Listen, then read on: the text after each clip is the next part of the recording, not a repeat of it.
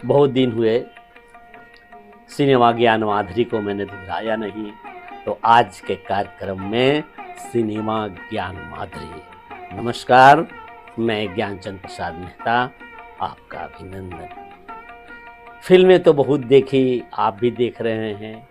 फिल्में पहले भी थी, आज भी हैं। वास्तव में 1960 के बाद हिंदी फिल्में काफ़ी परिष्कृत होकर उभरी और निकली। उनके बेहतरीन गाने, उनके अच्छी कहानियाँ इसके पूर्व भी 50 के दशक, 40 के दशक में भी अच्छी कहानियाँ, अच्छी जो उपलब्ध तकनीक था उसके आधार पर बड़ी परिश्रम से फिल्में बनाई जाती थी और फिल्में बनी, प्रदर्शित हुई, अच्छी लगी।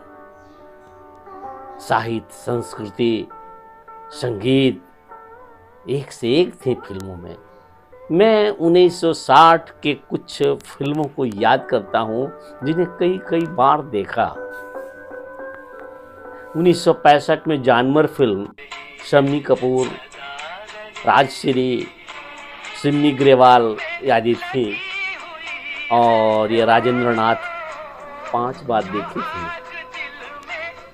1966 में 2 फिल्में आई थी, आज भी नहीं भूलता। आज मैं एक विशेष फिल्म की चर्चा करने वाला हूँ।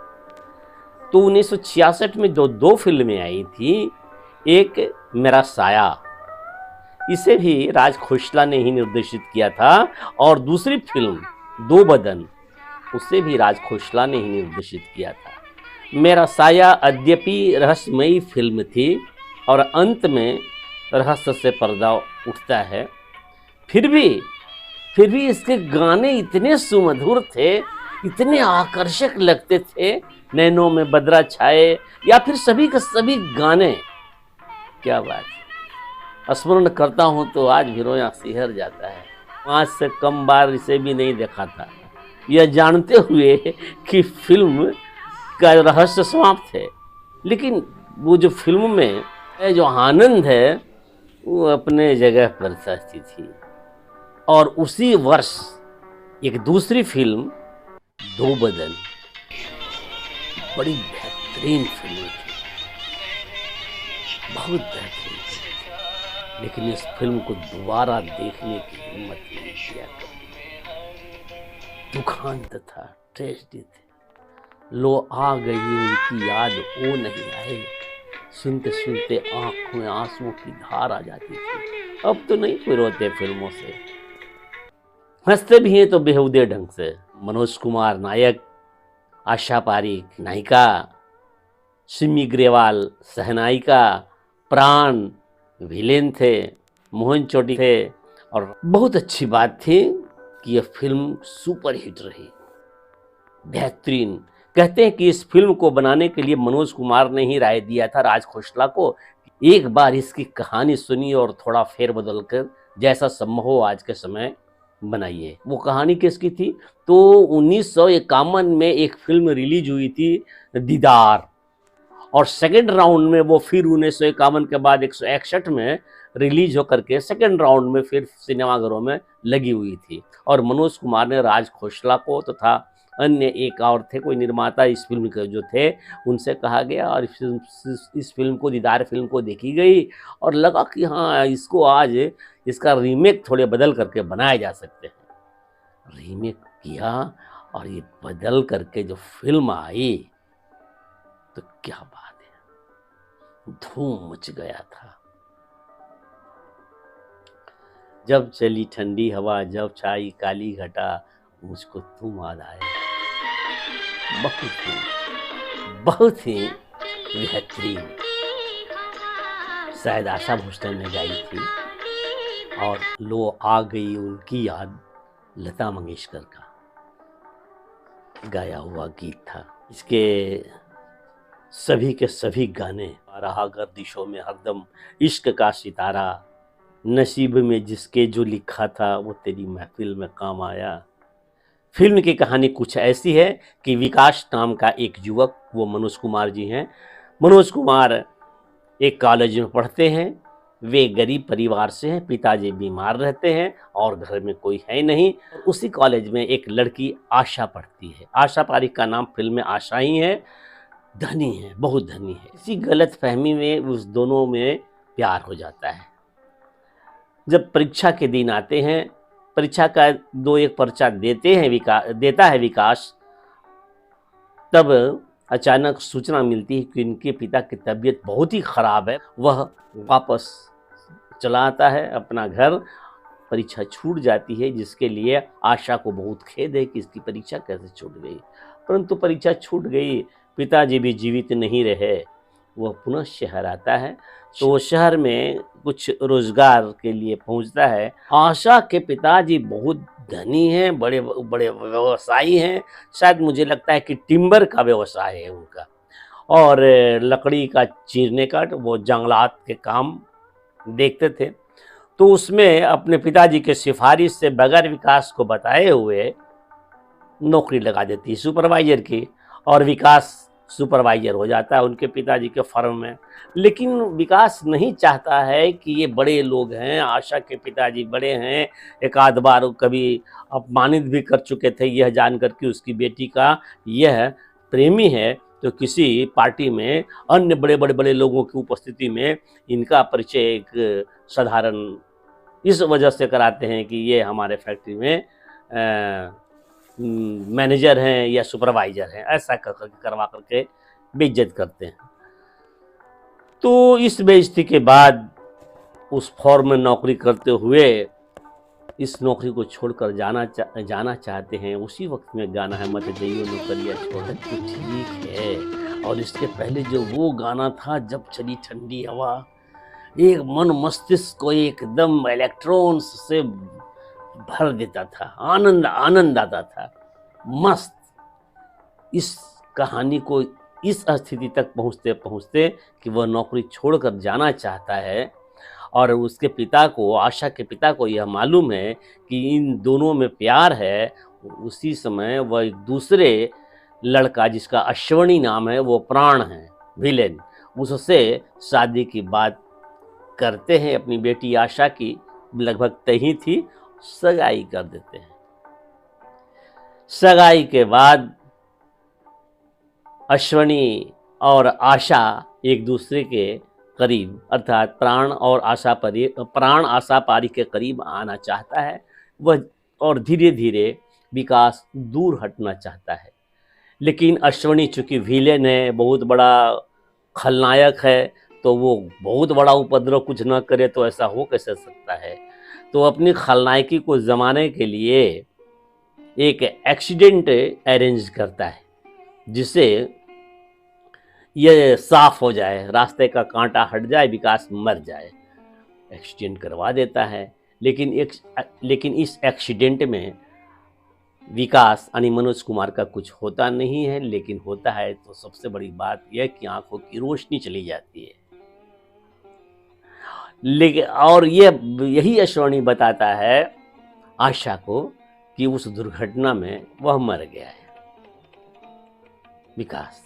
विकास हॉस्पिटल में दिखाता है, इलाज होता है। वहाँ एक डॉक्टर है सिमी ग्रेवाल का नाम फिल्म में अंजलि है। अंजलि और विकास के बीच संबंध धीरे धीरे बढ़ते हैं।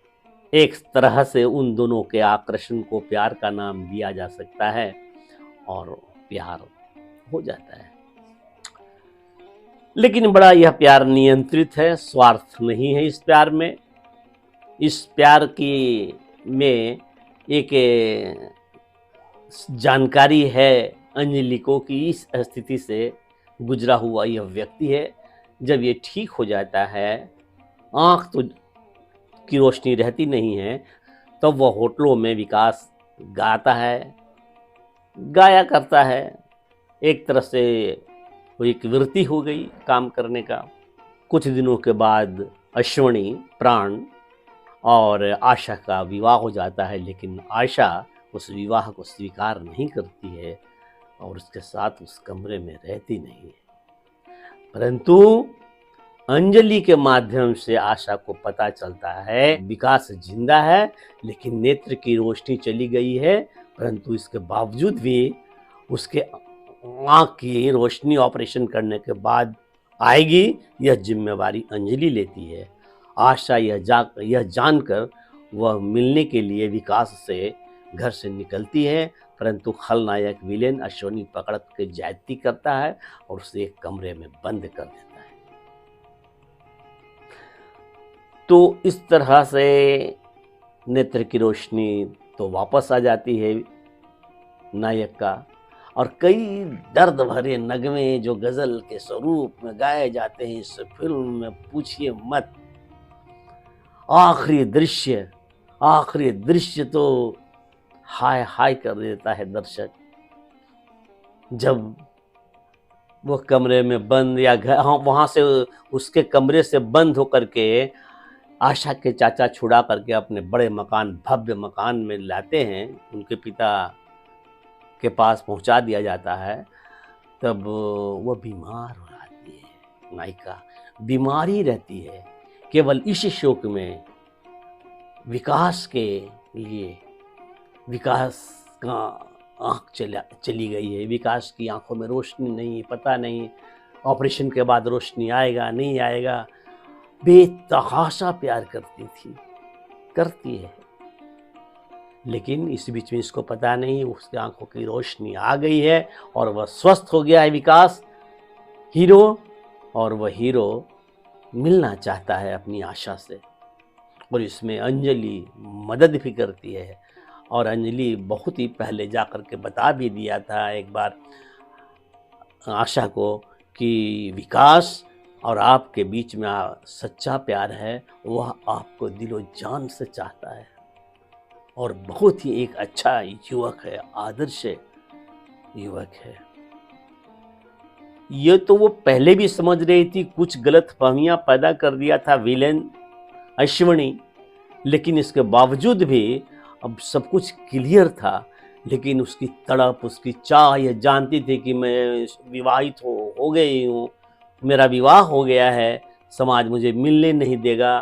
तो ये जो तड़प है, प्यार की जो पुकार है, इसमें वह बहुत ही मायूस होकर एक गाना गाती है, और एकदम ऐसा लग रहा है जैसे कि अब वह बच नहीं सकेगी।